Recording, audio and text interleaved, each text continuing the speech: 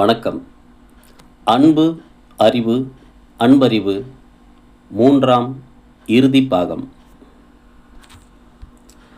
நாளுக்கு நாள் வளர்ந்து வரும் வசதிகளாலும் புதிய புதிய கண்டுபிடிப்புகளாலும் காலம் தம்மை தொடர்ந்து நாகரிகப்படுத்தி கொண்டே இருக்கின்றது.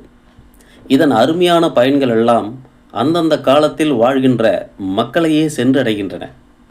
அற்புதங்களின் வருகையினால் அந்தந்த காலத்து மக்களுக்கும் அற்புதங்கள் கிடைக்கின்றன. இந்த புதிய நாகரிக வளர்ச்சிகளை காலம் தருகின்ற பொழுது அத்தனை மனிதர்களும் அதனை மிகச் சரியாக பயன்படுத்தி கொள்கிறார்களா என்பதில் வேறுபாடுகள் உள்ளன. மேலும் இந்த கண்டுபிடிப்புகளோ அல்லது வசதி வாய்ப்புகளோ தனி மனித நாகரீகம், ஒழுக்கம், வளர்ச்சி, பாதுகாப்பு இவற்றுக்கு உத்தரவாதம் தருகின்றனவா என்பதும் கேள்விக்குரியனவாகி விடுகின்றன. இந்நிலையில் அந்தந்த காலத்தே அவற்றை பயன்படுத்துகின்ற மக்கள்தான் அவற்றை உரிய முறையில் நேர்மறையாக பயன்படுத்தி அதன் தரவுகளை தக்க வைத்து கொள்ள வேண்டிய கடமைக்கு ஆளாகிறார்கள். மாறாக வசதிகளையும் வாய்ப்புகளையும் அரிதிலும் அரிதான கண்டுபிடிப்புகளையும் தமது இஷ்டத்திற்கு ஏற்ப வளைத்து கொள்வதும் வாழ்க்கையில் பயன்படுத்தி கொள்வதும் என்று தான் தோன்றித்தனமாக இருப்பவர்கள் தாமும் கெட்டு வனத்தையும் கெடுத்த மந்தியைப் போல தாமும் சீரற்று போய் தமது சமூகத்தினரையும் தமது வாரிசுகளையும் ஒழுங்கற்று வளர்த்து சமூகத்திற்கு கேடு விளைவிக்கின்றார்கள். அத்தனை கண்டுபிடிப்புகளும் அத்தனை வசதிகளும் மக்கள் நல்வாழ்வு வாழ வேண்டும் என்ற அன்பின் சிந்தனையின் வெளிப்பாடு மட்டுமல்ல, அவை அறிவின் உச்சத்தினால் அத்தனையையும் நிரூபிக்கும் வகையில் கண்டுபிடிக்கப்பட்டதன் உண்மையும் இதற்கு காரணமாகும். ஆக அறிவே கண்டுபிடிப்புகளின் தாயானது. அறிவே அத்தனை வசதி வாய்ப்புகளுக்குமான மூல காரணமாகி இருக்கின்றது. அன்பு என்னும் உணர்வின் நிலை காலகாலத்துக்கும் தொடர்ந்து நீடித்து கொண்டே இருந்தாலும் அறிவின் பக்குவ நிலையானது அடுத்த நிலைகளுக்கு செல்லுகின்ற பொழுதே இத்தகைய ஆற்றல் மிகுந்த கண்டுபிடிப்புகளும் வசதிகளும் சமூகத்திற்கு கிடைக்கின்றன. ஒப்பற்ற இதன் வசதி வாய்ப்புகளை அறிவின் முதிர்ச்சி நிலை அடையாத இளைஞர்களும் இளைய சமூகத்தினரும் தவறாக பயன்படுத்துகின்ற பொழுது அதனை திருத்துகின்ற கடமையானது பக்குவமடைந்த பெற்றோர்களுக்கு கண்டிப்பாக இருக்கின்றது. இந்நிலையில் தங்களது அறிவின் பெருமையை காட்டும் விதமாக குழந்தைகளோ மாணவர்களோ இளைஞர்களோ அறிவின் நிலையிலிருந்து தப்பிப்போய் உணர்ச்சி நிலைக்குள் விழுந்து பல தவறான பழக்கங்களை கற்றுக்கொள்கின்ற அவல நிலையையும் காண முடிகின்றது. இத்தகைய தவறான பிம்பங்களால் கெட்டுப்போன சமுதாயத்தினரை அறிவின் துணை கொண்டு நிமித்தி சரி செய்து ஒழுங்கு அமைப்புடன் கொண்டு சொல்ல வேண்டிய பெற்றோரும் சட்டமும் கண்டிப்பாக இருந்துதான் ஆக வேண்டும். இந்நிலையில் தவறிழைக்கும் பிள்ளைகளை, தவறாக நடந்து கொள்ளும் பிள்ளைகளை திருத்தாமல் அவர்களின் மேல் அன்பு பொழிகிறேன், செல்லமாக வளர்க்கிறேன், அதிகப்படியான அன்பு வைத்து விட்டதனால் அவர்களை எதனையும் கேட்க முடியாது, இந்த அன்பை தாண்டி பிள்ளைகள் சென்று விட்டால் என்ன செய்வது என்ற பல்வேறு விதமான உணர்ச்சி நிலைகளின் எதிர்மறை குணங்களால் பல பெற்றோர்கள் தவறு செய்யும் பிள்ளைகளை திருத்தாமலே விட்டுவிடுகிறார்கள். உரிய நேரத்தில் பெற்றோர்கள் அறிவின் துணை கொண்டு பிள்ளைகளை கவனிக்காமல் செல்வதால் அந்த தவறுக்கு துணை போகும் அன்பு என்பது இறுதியில் அந்த பிள்ளைகளையே அழித்து விடுகிறது. பிறகு குடும்பத்தையே சீரழித்து விடுகிறது. இதனால் சமுதாயமே கெட்டு விடுகிறது. இள வயதிலேயே பிள்ளைகள் தவறுகளை செய்கின்ற பொழுது அவர்களை கண்டித்து திருத்தி வளர்க்காமல் செல்லம், அன்பு, பாசம், கூடுதல் சலுகை என்ற ரீதியில் அந்த பிள்ளைகளை தட்டி கொடுத்து மேலும் ஆதரவு அளிக்கும் விதமாக சப்பை கட்டு கட்டி அவர்களுடைய தவறுகளை பல பெரியோர்களே வளர்த்து விடுகிறார்கள். இதனால் சீரழிந்து போவது அந்த பிள்ளைகளின் எதிர்காலமும் சமூகமும் தான். ஒரு பள்ளி மாணவன் தன் தெருவில் இருக்கின்ற இன்னொரு மாணவியிடம் அருகில் மரத்திலிருந்து சில காய்களை பறித்து தருமாறு கேட்டான். அது தங்கள் வீட்டு மரம் அல்ல, பக்கத்து வீட்டுக்காரின் மரம் என்று அந்த மாணவி மறுத்தாள். உடனே அவன் அந்த மாணவியை கன்னத்தில் ஓங்கி அறைந்து விட்டு சென்று விட்டான். இதை எதிர்பாராத அந்த மாணவி தன் பெற்றோரிடம் புகார் கூறினாள். அந்த மாணவியின் பெற்றோர் அந்த மாணவனின் பெற்றோரிடம் இது பற்றி புகார் கூறிய பொழுது அந்த மாணவனின் பெற்றோர் இதனை சிறிது கூட கண்டுகொள்ளவே இல்லை. அந்த மாணவனை வருத்தம் தெரிவிக்க சொல்லுங்கள் என்று அடிபட்ட மாணவியின் பெற்றோர் சொன்ன பொழுது, என் மகன் அப்படியெல்லாம் எல்லோர் முன்னிலையிலும் மன்னிப்பு கேட்க மாட்டான், வருத்தம் தெரிவிக்க மாட்டான் என்று நிர்தாட்சண்யமாக அந்த மாணவனின் பெற்றோர் கூறிவிட்டனர். என்ன கொடுமை இது! என்ன விதமான வளர்ப்பு இது! அருகில் இருந்த ஒரு பெரியவர் அந்த மாணவனை கண்டித்த பொழுது அந்த மாணவனும் அந்த பெரியவரை பார்த்து, உன்னால் முடிந்ததை பார்த்துக்கொள் என்று முகத்துக்கு எதிரே மிரட்டலாக சிறிதும் அச்சமின்றி கூறினான். பெரியவர் இந்த வார்த்தைகளை கேட்டதும் அதிர்ச்சி அடைந்து விட்டார். இப்படி பேசிய, மரியாதையின்றி பேசிய அந்த மாணவனை அவனது பெற்றோர் ஒரு சிறிதும் கூட கண்டிக்கவே இல்லை. என் பிள்ளையின் மேல் எந்த தவறும் இல்லை, நீங்கள் உங்கள் வேலையை பாருங்கள் என்று சொல்லி அந்த மாணவனை அழைத்துச் சென்று விட்டார்கள் அந்த பெற்றோர். இதில் மிகப்பெரிய ஆச்சரியமும் அதிர்ச்சியும் ஒளிந்திருக்கிறது. அது என்ன தெரியுமா? அந்த மாணவனின் வயது 4 கூட ஆகவில்லை. அது ஒரு எல்கேஜி குழந்தை. எல்கேஜி தான் படிக்கிறான். அந்த மாணவியோ 7ஆம் வகுப்பு மாணவி. சிறிய பெண். அதுவும் குழந்தைதான். அது சிறிய குழந்தைதானே என்று இயல்பாக விட்டாலும் அந்த மாணவன் வளர்ந்த விதம் அத்தனை அதிர்ச்சியை தரக்கூடியதாக இருந்தது. அதைவிட பெரிய அதிர்ச்சி என்னவென்றால், அந்த குழந்தையை சிறிது கூட கண்டிக்காமல் அன்பு காட்டுகிறேன், செல்லம் காட்டுகிறேன் என்ற அளவில் கொஞ்சிக் கொண்டு அவர்களுடைய பெற்றோர்கள் வீட்டுக்கு அப்படியே தூக்கி கொண்டு சென்று விட்டதுதான். இதுவா வளர்ப்பு என்ற ரீதியில் கேள்வி கேட்க தகுந்த நிலையில் மிக மோசமான அன்பை காட்டி அந்த பிள்ளையை கெடுத்து கொண்டிருந்தார்கள் அந்த பெற்றோர். இதனை கண்டபொழுது, அன்பு காட்டுகிறேன் பேர் வழி என்று சிறிது கூட அறிவில்லாமல் பிள்ளையை வளர்க்கிறார்களே என்று மனம் நொந்தது. அடுத்த ஒரு சில நாட்களிலேயே ஒரு தகவல் வந்தது. என்னவென்றால், அந்த மாணவனின் பெற்றோரை அந்த மாணவன் படிக்கும் பள்ளியிலிருந்து அழைத்து மிகவும் கண்டிப்பாக பேசி திட்டி இருக்கின்றனர். ஆசிரியர்கள் அந்த பெற்றோரை திட்டி இருக்கின்றனர். அந்த பெற்றோர் அதற்கு பிறகு மிகவும் கோபப்பட்டு அந்த பிள்ளையை வீட்டுக்கு அழைத்து வந்து நன்றாக அடித்து விட்டார்கள் என்று கேள்விப்பட்டேன். ஏன் இதெல்லாம்? என்ன நடந்தது என்றால், அந்த எல்கேஜி குழந்தை பள்ளியில் இருந்த தன்னுடைய வகுப்பு ஆசிரியையின் சொல் பேச்சு கேட்காமல் அடம்பிடித்து அந்த ஆசிரியையையே அடித்து உதைத்து விட்டானாம். குழந்தைதான், இருந்தாலும் அந்த செயலை எண்ணி பாருங்கள். உங்கள் பிள்ளையே எங்கள் பள்ளிக்கு வேண்டாம், அழைத்து சென்று விடுங்கள் என்று பள்ளி நிர்வாகமே மிக கடுமையாக அந்த பெற்றோரிடம் கூறிவிட்டதாம். இது எத்தகைய அவலநிலை? இதற்கு காரணம் யார்? சரியான நேரத்தில் அறிவோடு பிள்ளையை வளர்க்க தவறி போனதால் வந்த விளைவு இது. அன்பு காட்ட வேண்டியதுதான், ஆனால் அளவற்ற நிலையில் அனாவசியமான அளவுகளில் தன் பிள்ளை கெட்டுப்போகிறான் என்பதை கூட உணராத வகையில் அன்பு செலுத்தியது என்பது அந்த பெற்றோரின் குற்றம். இதே நிலை தொடர்ந்தால் நாளை ஒரு சமூக விரோதி உருவாவதற்கு அந்த பெற்றோரே காரணமாகி விடுவார்கள்.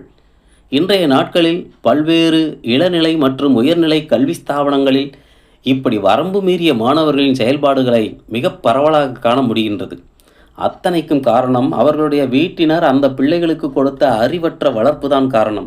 பிள்ளைகளின் மேல் இருக்கின்ற அன்பினால் அவர்கள் துன்பப்படக்கூடாது என்று பிறரை துன்பப்படுத்தி விடுகின்றனர் இத்தகைய பெற்றோர். ஆமாம், அறிவற்ற அன்பின் மற்றொரு விளைச்சல்தான் இத்தகைய கலைகள். விசேஷமான சில மனிதர்களில் சில செயல்பாடுகள் மிகவும் ஆச்சரியப்படத்தக்கவையாக இருக்கின்றன. அன்பு என்பது மனிதர்களின் மேலே மட்டுமல்ல, விலங்குகளின் மேலே கூடத்தான் செலுத்தப்படக்கூடியது. கண்டிப்பாக இதை தவறு என்று சொல்ல முடியாது. ஏனென்றால் அன்பென்னும் வஸ்துவானது உயிருக்கும் இடையில் பரிமாறப்படுகின்ற உயிர்ப்பு உள்ள ஒரு விஷயம். அறிந்த வகையில் ஒரு ஆச்சரியமான விஷயம் என்னவென்றால், எனக்கு தெரிந்த நண்பர் ஒருவர் தன்னுடைய வளர்ப்பு நாயை தன்னுடைய உறங்கும் படுக்கையில் பக்கத்தில் படுக்க வைத்து கொண்டு அதனை தட்டி கொடுத்தபடியே தான் உறங்குவது உண்டு. அவரது மனைவியும் பிள்ளைகளும் இதை தலையில் அடித்தபடி வேடிக்கை பார்த்து கொண்டு தனி படுக்கையில் இருப்பார்கள். இது பிள்ளைகளின் மேல் அவரது அக்கறை குறைபாட்டை காட்டும். அவருக்கு இருக்கின்ற அசுத்தத்தின் மேலே இருக்கின்ற அலட்சியத்தை காட்டும். எவருக்கு அதிக முக்கியத்துவத்தை எங்கே கொடுக்க வேண்டுமோ அங்கே கொடுக்க தெரியாமல் தன்னுடைய அறிவற்ற மூடத்தனத்தால் அன்பு காட்டுகிறேன் பேர்வழி என்று படுக்கையெல்லாம் நாய்முடிகள் சிந்தி பறக்க நானும் ஜீவகாருண்யம் செய்கிறேன் என்று தன்னைத்தானே ஏமாற்றிக்கொண்டு அறிவற்ற அன்பு இந்த சமூகத்தின் ஒரு மூலையில் இருப்பதைத்தான் அது காட்டுகிறது. அன்பையும் அறிவையும் இனம் பிரித்து பயன்படுத்த தெரியாத அனைவர்களும் மூடரே. தவறாக அறிவை பயன்படுத்தினால் அவர் வாழ்வின் விரோதி. தவறாக அன்பை பயன்படுத்தினால் அவர் அறிவற்ற முட்டாள். என் கணவர் மீது நான் மிகவும் அன்பு வைத்திருக்கிறேன், ஆகவே அவரை எதுவும் கண்டிப்பதில்லை என்று அவருக்கு மது ஊற்றி கொடுக்கும் மனைவிகள் அதிகம். எந்நேரமும் அவர் புகைப்பிடிப்பதை கண்டிக்காமல் ரசிக்கின்ற மனைவிகளும் அதிகம். வெளிநாட்டிலிருந்து வந்த நண்பன் ஒருவன் தான் பணிபுரிந்த நிறுவனத்திற்கு அங்கே தன்னுடன் பணிபுரிந்த அத்தனை நண்பர்களையும் ஒரு சேர பார்த்து அளவலாகிவிட்டு வருவது எப்போதும் வழக்கம். அந்த நண்பருடைய மனைவி சற்று தெளிவற்றவர். ஒவ்வொரு முறையும் நீங்களே ஏன் சென்று அவர்களை பார்க்கிறீர்கள், அவர்கள் உங்களை பார்க்கட்டுமே என்று தனது கணவனுக்கு தவறான தூண்டுதல்களை செய்து அந்த நண்பன் தனது நண்பர்களை பார்க்காமல் செய்துவிட்டார். ஒரு மனிதன் ஒரே இடத்தில் 50 பேரை பார்த்து நட்புடன் அளவலாவி விட்டு செல்வது என்பது அறிவானதா, அல்லது அந்த 50 பேரும் தனித்தனியாக அந்த நண்பனை காண அவனது இல்லத்திற்கு சென்று பார்த்து பேசிவிட்டு வருவது அறிவானதா? அந்த மனைவி தன்னுடைய தவறான முன்னுதாரணத்தை கொண்ட குறைபாடுள்ள அறிவினால் தான் அன்பு வைத்த கணவனை தடுமாற வைத்து விட்டாள். இன்று அந்த நண்பர் சகல வசதிகள் இருந்தாலும் எந்த மற்ற நண்பர்களுடன் எந்த தொடர்பும் இல்லாமல் தனித்தீவாக மனம் புழுங்கி கொண்டிருக்கிறார். அன்பை கொஞ்சம் அறிவை பயன்படுத்தி செயல்படுத்தினால் இத்தகைய பிழைகள் வாழ்வில் நேருவது இல்லை. என் மீது யாரும் அன்பு செலுத்துவதே இல்லை என்று புலம்பிய ஒரு மனிதர் இதனால் தினமும் அதிகமாக மது, புகை, புகையிலை என்று நாடி இறுதியில் அதன் பாதிப்புகளால் உயிரையே இழந்து விட்டார். அந்த மனிதருக்கு இறுதி வரை தெரியவே இல்லை அன்பு என்பது பெறப்படுவது மட்டுமே அல்ல, கொடுக்கப்படுவதும் கூடத்தான் என்று. தான் மிகவும் அன்பு வைத்த தாயார் ஒரு தவறும் செய்யாத தன் மனைவியை கொடுமைப்படுத்துகிறார். அதே சமயம் பல தவறுகளை செய்து பல பிரச்சனைகளுக்கு ஆளாகி கொண்டு இருக்கின்ற தன்னுடைய திருமணமான சகோதரியை எந்த விதமான கண்டிப்புகளும் இல்லாமல் அதிகமாக அன்பை பொழிந்து தனது பாரபட்சமான சுயநலத்தை காட்டிக்கொண்டிருக்கிறார் என்பதை மிக தெளிவாக தெரிந்து கொண்ட ஒரு கணவன் தன் தாய்மேல் வைத்த கண்மூடித்தனமான முட்டாள்தனமான அன்பினால் இவை எதையுமே கண்டுகொள்ளவில்லை. சிறிது கூட இது பற்றிய குறைபாடுகளை பேசி தீர்க்காமல் மேலும் மேலும் வாய்மூடி மௌனியாகவே இருந்து குடும்பத்தின் நிம்மதியையே இழந்து விட்டார். இறுதியில் அவனுடைய இந்த நியாயத்தையே கண்டுகொள்ளாத அறிவற்ற தாய்மேல் முட்டாள்தனமாக கணவன் வைத்த அன்பின் காரணமாக மனமுடைந்து போன அந்த மனைவி அவனை விட்டு பிரிந்தே சென்று விட்டார். அன்பை எங்கே வைக்க வேண்டும் என்பதில் பேத பிரிவுகள் சொல்வதற்கில்லை. ஆனால் எதுவரை வைக்க வேண்டும், எவ்வளவு வைக்க வேண்டும் என்ற அளவுகோலாக அறிவையே பயன்படுத்த வேண்டும். இப்படி அறிவை அளவுகோலாக பயன்படுத்தி அன்பை செலுத்துகின்ற பொழுது அந்த அன்பின் ஆயுள் நீட்டிக்கப்பட்டு இந்த ஒட்டுமொத்த உலக வாழ்வே குறை ஒன்றும் இல்லாமல் செழுமையடையும். உலகில் அன்புதான் உயர்ந்தது, அன்பை விட வேறு எதுவும் உயர்ந்தது இல்லை என்றெல்லாம் தத்துவார்த்திகள் பேச பேச வேதாந்திகள் விளக்க வியாக்கியானம் செய்பவர்கள் கத்தி கதறி கூச்சலிட்டு பாடங்கள் எடுக்க மக்களுக்கு அன்பின் மீது தனிப்பட்ட மரியாதையும் அக்கறையும் அதனை கைக்கொள்ள வேண்டும் என்ற சிந்தனையும் இருக்கத்தான் செய்யும். ஏனெனில் மனிதர்கள் அன்பின் வசப்பட்டவர்கள்தான். தமக்கு கிடைத்த அன்பு எந்த விதத்திலும் குறைந்துவிடக்கூடாது என்று சுயநலமாக யோசிக்கக்கூடியதான் மனித மனம்.